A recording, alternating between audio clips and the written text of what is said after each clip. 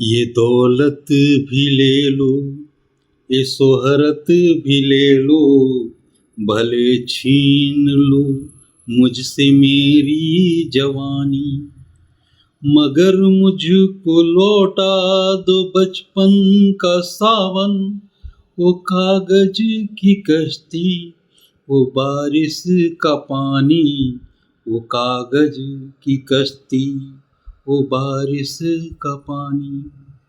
Hello friends, इसी theme को लेते हुए आज हम चैप्टर स्टार्ट करने जा रहे हैं लोस्ट स्प्रिंग, जो कि अनीस जंग के द्वारा लिखा गया है। अनीस जंग एक लेखिका हैं। इनका जन्म 1964 में राउरकेला में हुआ था और इन्होंने अपना बचपन और किशोर अवस्था हैदराबाद में व्यतीत किया।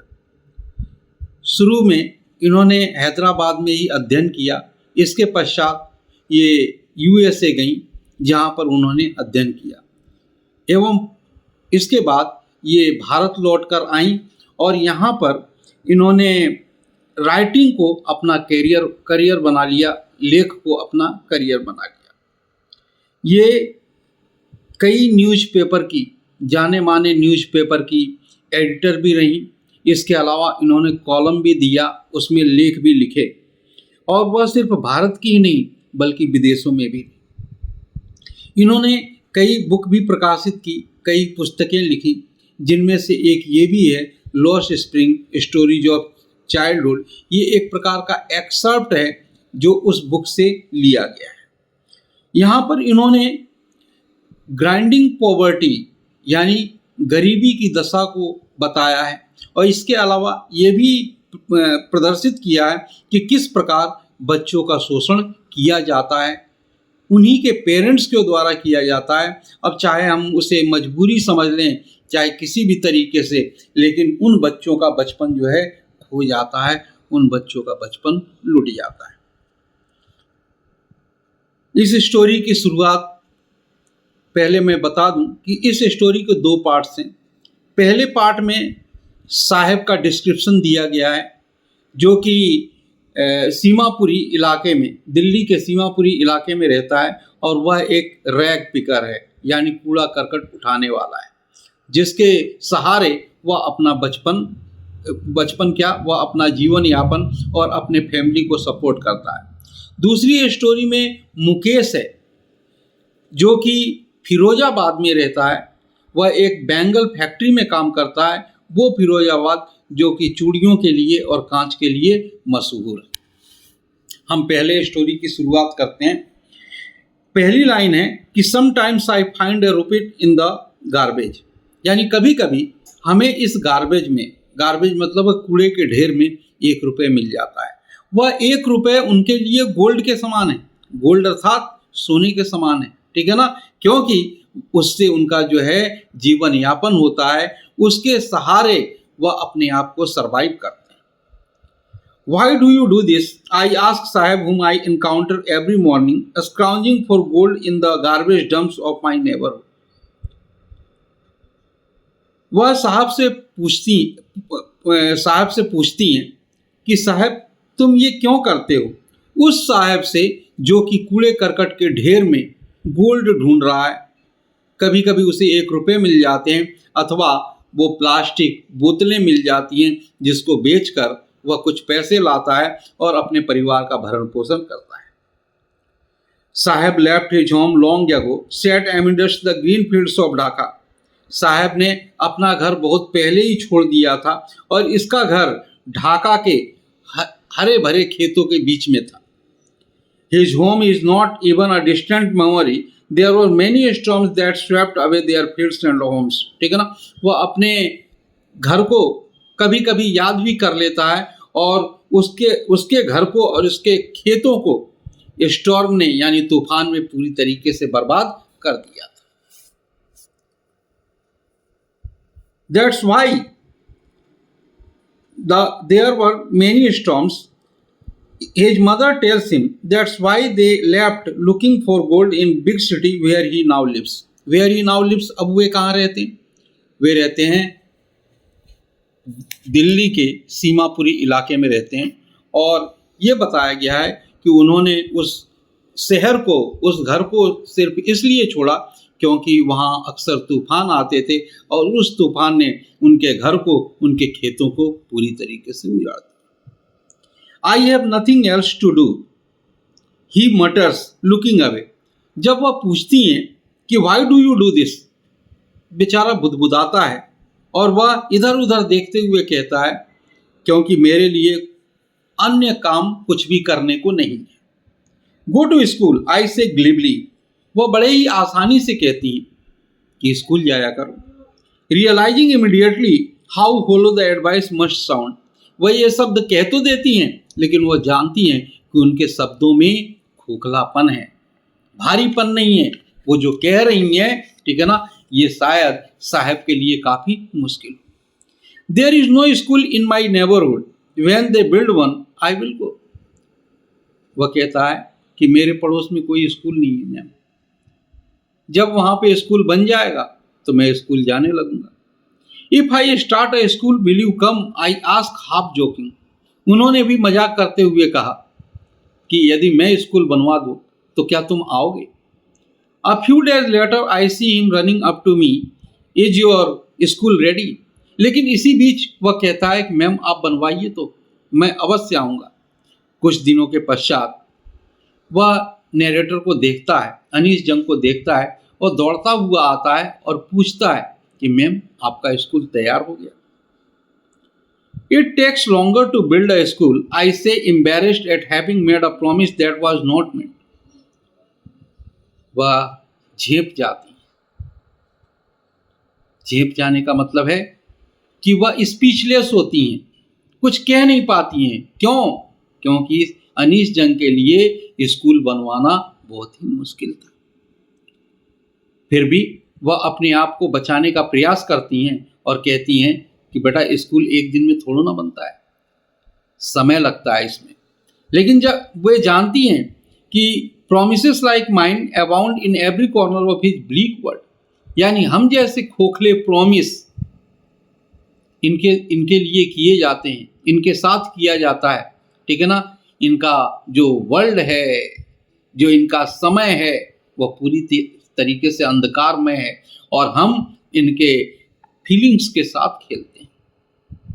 After months of knowing him I asked him his name, यानी महीनों के पश्चात, जान पहचान के बाद वह उससे पूछती हैं कि बताओ तुम्हारा नाम क्या है। साहिब आलम ही अनाउंस, वह कहता है मेरा नाम साहिब आलम है। Lord of the universe, he doesn't know what it means. If he knew its meaning, Lord of the universe. बेचारा साहब अपने नाम का अर्थ नहीं जानता है। यदि वह अपने नाम का अर्थ जान जाता तो समझ जाओ कैसा फील करता। वह अपने नाम का अर्थ नहीं जानता। उसके नाम का अर्थ था Lord of the universe. Lord of the universe मतलब है इस संसार का विधाता। और वह विधाता कहाँ कूड़े करकट के ढेर में घूम रहा है, वहाँ पर एक एक रोटी के लिए मोहताज है। 2 वक्त की रोटी भी बड़े मुश्किल से जुटा पा रहा है। He would have a hard time believing it. यदि वह अपने नाम का अर्थ जान जाता तो वास्तव में उसके लिए उस नाम को पचाना कि वह लॉर्ड ऑफ द यूनिवर्स है, वह उसके लिए काफी मुश्किल होता। Unaware of what his name presents, he roams the streets with his friends, an army of barefoot boys who appear like the morning birds and disappear at noon. वह अपने दोस्तों के साथ गलियों में भटकता है। भटकता मतलब है कूड़े करकट के ढेर में घूमता है जिससे कि कुछ मिल जाए। वह उसकी स्थिति उसी तरीके से उन चिड़ियों की तरह है जो सुबह अपने घोंसले को छोड़ देती हैं, दोपहर में गायब रहती हैं, शाम को लौट कर वो आती हैं। इसी तरीके से ये भी जो है निकलते हैं, सुबह देखे जाते हैं, दोपहर में गायब हो जाते हैं, शाम तक ये आते हैं जिससे कि अपना सरवाइव, अपने पेरेंट्स को सरवाइव कर सकें। I have come to recognise each of them. कुछ महीनों के पश्चात जो उनकी आर्मी थी, आर्मी मतलब है जो उनके ग्रुप के सदस्य थे, उनसे उनकी जान पहचान हुई। उन्होंने पूछा उनसे, उन बच्चों से जो खड़े थे, उनमें से एक से पूछा कि तुम चप्पल क्यों नहीं पहनते हो? Why aren't you wearing chappals? My mother did not bring them down from the shelf, he answered simply. बड़े ही आसान शब्दों में वह कहता है कि मेरी माँ अलमारी के ऊपर से चप्पल नहीं उतारती। Even if she did, he will throw them off at another who is wearing shoes that do not match. वहीं पर दूसरा लड़का खड़ा होता है, वो कहता है कि यदि वह दे भी दे तो ये खुद फेंक देगा, ये ऐसे ही चलेगा। वहीं पर when I comment on it, he shuffles his feet and says nothing. I want shoes.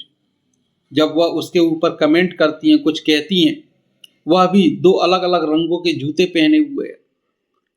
वह कहता है कि मुझे जूते चाहिए। Says a third boy who has never owned a pair all his life. उसने अपने जीवन में कभी भी जूते नहीं खरीदे। Traveling across the country, I have seen children walking barefoot in cities on village roads. It is not lack of money but a tradition to stay barefoot. Anees जंग कहती हैं कि इन शहरों में चलते हुए, ठीक है ना, मैंने कई बच्चों को देखा है, जो कि कई बच्चे, कई लोग ऐसे देखे हैं जो कि खाली पैर चलते हैं, खाली पैर चलते हैं, ठीक है ना, लेकिन वो अपने आप को ये कहते हैं कि ये ट्रेडिशन है। लेकिन इन बच्चों का कोई ट्रेडिशन नहीं, उनके पास पैसे नहीं है, उनके पास पैसे नहीं। I have seen children walking barefoot in the cities village roads. उन्होंने बच्चों को देखा है कि वह किस प्रकार जो है नंगे पैर दौड़ते हैं। It is not lack of money but a tradition to stay barefoot is one explanation. I wonder if this is only an excuse to explain away a perpetual state of poverty. What is the perpetual state of poverty? ठीक है ना, perpetual state of poverty होती है never ending poverty, कभी भी खत्म होने वाली नहीं है। यदि वे ऐसा कहते भी हैं, ये बच्चे कहते भी हैं इस तरीके की बातें, तो उसमें क्या है कि वह भी खोखली बातें हैं, क्योंकि उनके पास पैसे नहीं है जिससे कि वह अपने लिए चप्पल खरीद सकें। जिसके पास दाने नहीं है खाने के लिए, वो चप्पल क्या खरीदेगा।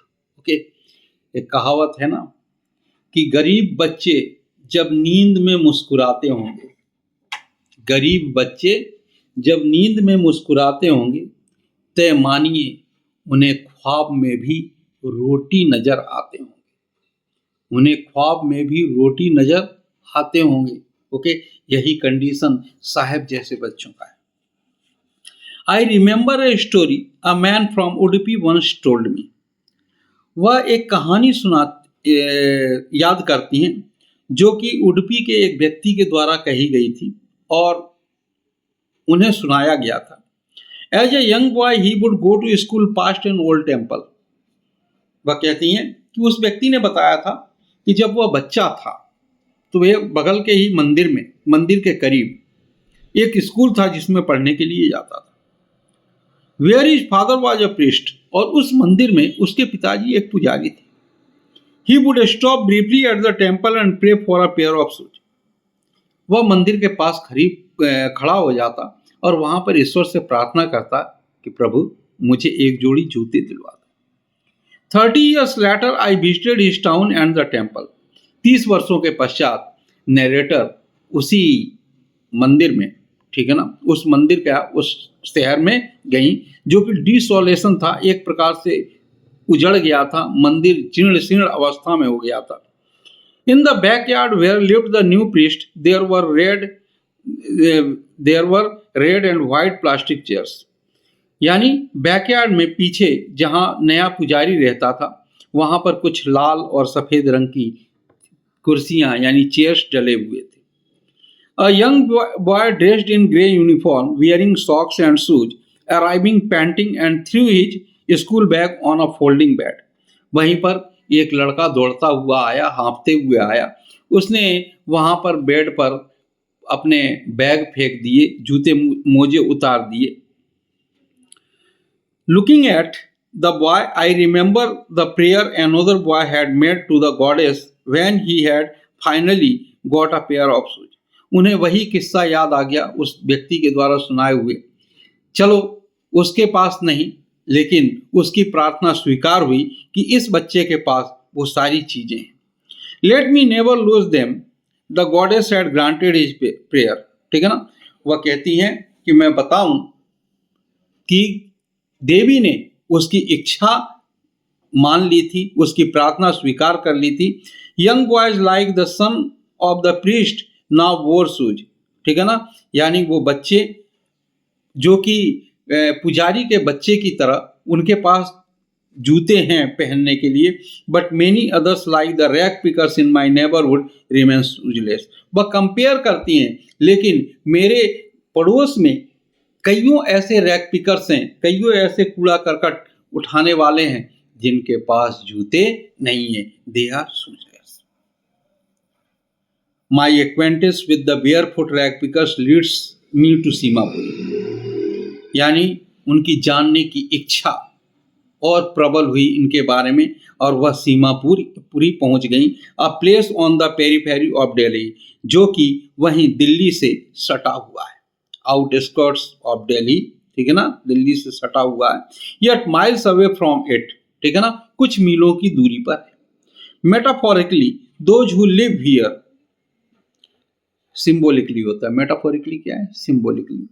Those who live here are squatters who came from Bangladesh back in 1971। जो यहाँ रह रहे थे वह 1971 में बांग्लादेश से आए हुए थे, शरणार्थी थे, बांग्लादेश से आए हुए थे। साहेब्स फैमिली इज अमंग देम। उनमें से ही एक साहेब का परिवार भी था। Seemapuri was then a wilderness. उस समय सीमापुरी कैसा था? विल्डरनेस। वहां कुछ था नहीं। ठीक है ना। ये रैग पिकर्स थे और ये काफी संख्या में थे, यह भी बताते हैं हम। It still is but it is no longer empty. ठीक है ना। वह ऐसा था, लेकिन ऐसा भी नहीं था कि पूरी तरीके से खाली। इन structure of mud with roofs of tin and tarpaulin. मिट्टी की दीवारें, मिट्टी के घर। ठीक है ना। टीन और तिरपाल की छत, जहां पर किसी भी प्रकार का सीवेज लाइन नहीं हो, पानी निकास की जगह नहीं हो, डिवॉइड ऑफ सीवेज। ड्रेनेज और रनिंग वाटर, जहां पानी थम जाता हो। जब थम जाएगा तो क्या होगा? कीचड़ होगा। Live 10,000 rag pickers. जहां पर रैग पिकर्स की संख्या कितनी थी? 10,000। They have lived here for more than 30 years without an identity. ये यहाँ पर पिछले 30 सालों से रह रहे थे। 1971 की बात है और ये 2005 में लिखी हुई है। तो पिछले 30 सालों से रह रहे थे। Without permits but with ration card. इनके पास किसी भी प्रकार का आइडेंटिटी नहीं था। Without permits. ठीक है ना। लेकिन उनके पास क्या था? Ration card. And get their names on voter list. और वोटर लिस्ट में उनका नाम भी था। And enable them to buy grain. और उनके अंदर, यानी उस राशन कार्ड के तहत वे अनाज को खरीद सकते थे। Food is more important for survival than an identity. ये कहा गया है कि किसी पहचान की अपेक्षा भोजन कहीं ज्यादा जरूरी है। If at the end of the day we can feed our families and go to bed without an aching stomach. कुल मिलाकर यानी रात को हम अपने परिवार के साथ रहते हैं और कम से कम इतना तो खा ही लेते हैं कि हाँ, यानी अच्छी नींद आ जाए। We would rather live here than in the fields that gave us no grain। ठीक है ना। यानी वो फील्ड जहां हम रह रहे थे वहां तो कोई ग्रेन ही नहीं था, कोई अनाज नहीं था, भूखे मर रहे थे। Say a group of women in tattered sari when I asked them why they left their beautiful land of green fields and rivers। ठीक है ना। ये उस समय ये बात कही गई है जो एक टैटर्ड साड़ी, यानी फटी पुरानी गंदी कुछ मैली कुचैली सी साड़ी पहने हुए एक महिला वहां पर खड़ी है और वह जो है इन बातों को कह रही है कि उनके लिए आइडेंटिटी से ज्यादा कहीं फूड इंपॉर्टेंट है। उन्होंने ये भी बताती है कि ये रीजन था कि because of a storm, because of not having food, I had to leave my land. मुझे अपना घर छोड़ना पड़ा, मुझे अपना देश छोड़ना पड़ा। Where they find food they pitch their tents that become transit home. Okay, यानी कम से कम यहाँ पर भोजन मिल जाता है। ट्रांजिट होम है। ट्रांजिट होम कैसे होते हैं? टेम्पररी होम है। Children grow up in them becoming partners in survival. यहाँ पर बच्चे बढ़ रहे हैं, ठीक है ना, यानी खा पी के कम से कम जो है शांति से रह रहे हैं, और इसके साथ साथ अपने पेरेंट्स के लिए, अपने परिवार के लिए एक सर्वाइवल के रूप में, एक पार्टनर के रूप में, ठीक है ना, वह उन्हें जो है कुछ कमा कर लाते हैं जिससे कि उनके परिवार का पालन पोषण हो सके। And survival in Seemapuri means rag picking. और सीमापुरी में यदि रहना है तो रैग पिकिंग करना है, इसके अलावा उनके पास कोई काम नहीं है। रैग पिकिंग मतलब कूड़ा कचरा उठाना। Through the years, it has acquired the proportion of a fine art. Garbage to them is gold. ठीक है ना, यानी उन्होंने बताया कि गार्बेज उनके लिए क्या है। गार्बेज उनके लिए गोल्ड है। It is their daily bread, यह इनके रोजमर्रा की रोटी है। A roof over their heads, उनके सिर पर कम से कम छत तो है, चाहे वह टीन की हो चाहे तिरपाल की हो। Even if it is a leaking roof but for a child it is even more. ठीक है ना, भले ही वह छत टपकता हो लेकिन कम से कम छत तो है, और उनके लिए इतना पर्याप्त है जिससे कि वह अपना सर्वाइवल किए हुए हैं, जिंदा है। कहा है ना, ये बच्चे क्या बूढ़े। किसी ने कहा है बड़ी बेशर्म होती है यह गरीबी, बड़ी बेशर्म होती है यह गरीबी, कम वक्त उम्र का भी लिहाज नहीं करती। ठीक है ना, ये गरीबी उम्र का लिहाज नहीं करती है, ये सबके लिए एक जैसी। I sometimes find a rupee even a 10 rupee note, Saheb says. Saheb narrator को बताता है कि कभी कभी मुझे इस कूड़े के ढेर में 1 रुपये मिल जाता है और कभी कभी 10 रुपये भी मिल जाता है। हिज आईज लाइटिंग अप, जैसे ही 10 रुपये मिलते हैं आंखों में चमक आ जाती है। When you can find a silver coin in a heap of garbage, you don't stop scrounging for there is hope of finding more. यदि उस गार्बेज में कोई सिल्वर कॉइन मिल जाता है, कोई सिक्का मिल जाता है, तो वे ऐसा नहीं है कि काम करना बंद कर दें ना, वह और तेज हो जाते हैं काम करने के लिए कि शायद कोई खजाना मिल जाए, 2-4 सिक्के और मिल जाएं, और वह उस गार्बेज में और ढूंढते रहते हैं, स्क्राउंज करते हैं। For there is hope of finding more. It seems that for children garbage has a meaning different from what it means to their parents. ठीक है ना, यानी जो बच्चों के लिए इस गार्बेज का अर्थ है वह बड़ों के लिए दूसरा ही है। For the children it is wrapped in wonder. बच्चों के लिए क्या है? Wrapped in wonder. ठीक है ना, यानी कूड़े करकट का ढेर जो कि इसमें कुछ दबा हुआ है, कुछ खजाना है बच्चों के लिए।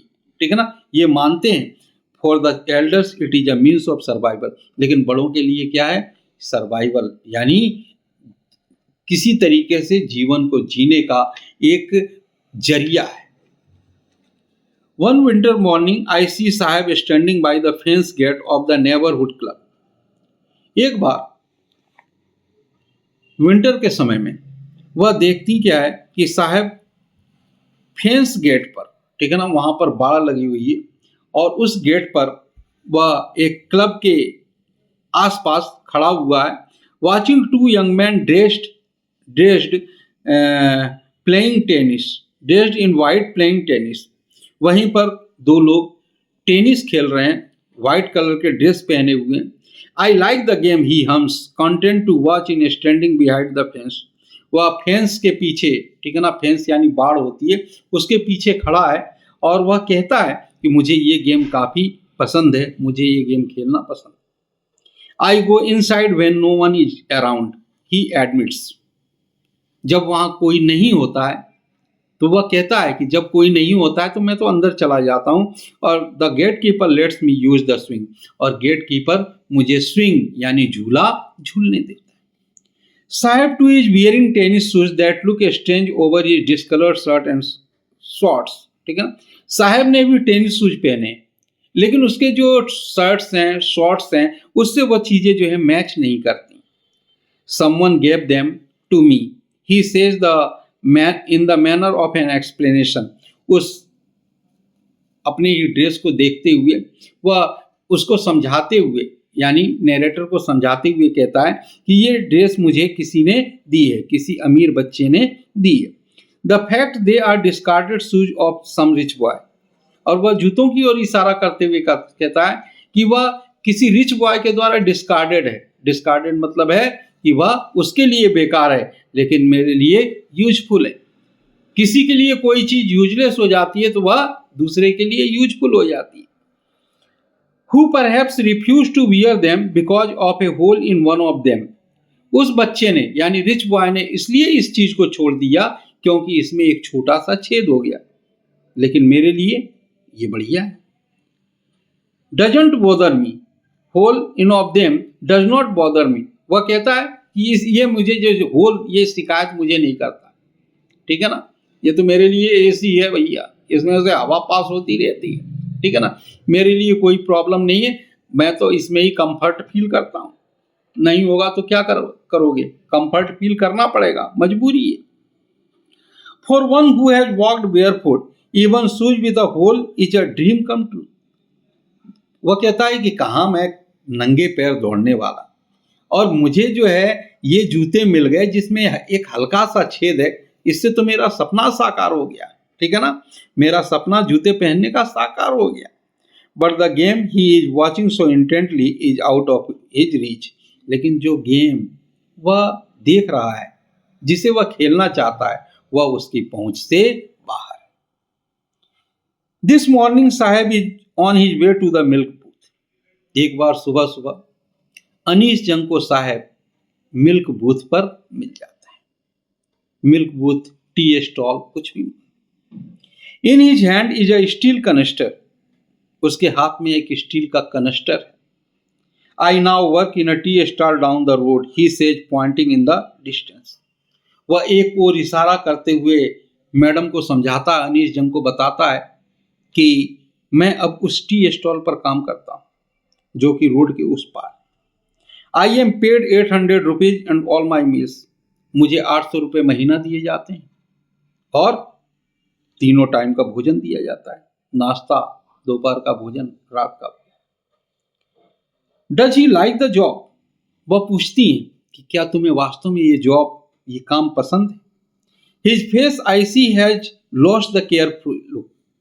जब वह पूछती हैं तो उसके चेहरे को देखती हैं, उसके चेहरे को एनालाइज करती हैं। साहब को ये काम बिल्कुल भी पसंद नहीं था। I see his face has lost the careful look. उसके चेहरे पर वो चमक नहीं थी, वो बात नहीं थी जब वह कंधे पर प्लास्टिक बैग लेकर घूमा करता था, कूड़ा कचरा उठाया करता था। The steel canister seems heavier than the plastic bag he would carry so lightly over his shoulder. जो स्टील कैनिस्टर हाथों में लिए हुए है वह उस प्लास्टिक बैग से कहीं भारी है, जो कि कभी उसके कंधे पर वो प्लास्टिक बैग रहती थी, उससे ये स्टील कैनिस्टर भारी है। The bag was his, the canister belongs to the man who owns the tea shop. वह कहता है कि ये वो बैग मेरा था और ये स्टील कैनिस्टर उस मालिक का है जो उस दुकान का मालिक है, ये मेरा नहीं है, मैं नौकर हूं। Saheb is no longer his own master. Saheb अब मालिक नहीं है, साहेब नौकर बन गया है। ये कहानी मालिक से नौकर बनने तक की है। मालिक का मतलब है कि जब वह कूड़े करकट उठाया करता था उस समय उसको रोक टोक करने वाला नहीं था, लेकिन आज वह एक चाय की दुकान पे काम करता है जहां पर उसे 800 रुपये महीने पेड किए जाते हैं। 800 रुपये महीने पेड किए जाते हैं और तीनों टाइम का खाना दिया जाता है, जब ये किया जाता है तो हाँ, अगला व्यक्ति भी जो है वह चाहेगा कि हम 800 इसे दे रहे हैं, लेकिन इससे हम 2000 रुपये कमाएं, 4000 रुपये कमाएं, और इसके लिए वह कई गुना उससे काम लेगा। ओके, तो ये है कि मजबूरी है जिसकी वजह से वो इस काम को कर रहा है। नौकर से बेचारा मालिक से नौकर बन गया, कूड़े करकट उठाने के सफ़र से फिर जो है टी स्टॉल पे आ गया। बात वही है कि कुछ लोग सेक्रीफाइस कर देते हैं अपने लिए। वे जो है 2 लाइन है कि मैं कड़ी धूप में जलता हूँ इस यकीन के साथ, मैं कड़ी धूप में जलता हूँ ये इस यकीन के साथ कि मैं जलूँगा तो मेरे घर में उजाले होंगे, मैं जलूँगा तो मेरे घर में उजाले होंगे। ओके, इसी के साथ मैं इस स्टोरी के एक पार्ट को ख़त्म कर रहा हूँ। नेक्स्ट पार्ट, अगले पार्ट में मैं इसके बारे में बताऊँ।